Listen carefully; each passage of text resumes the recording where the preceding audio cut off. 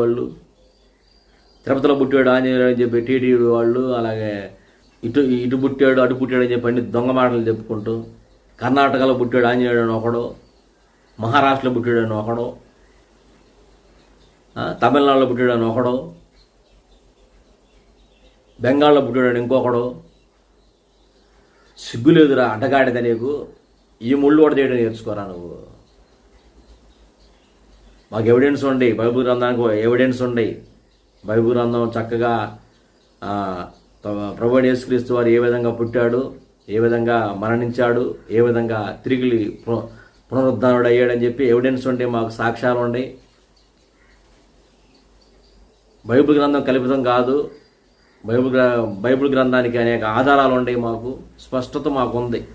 నిజమైన దేవుడే ప్రభువైన యేసుక్రీస్తు వారు అని చెప్పి ప్రతి ఒక్క క్రైస్తవులు, నిజం తెలుసుకున్న ప్రతి ఒక్కళ్ళు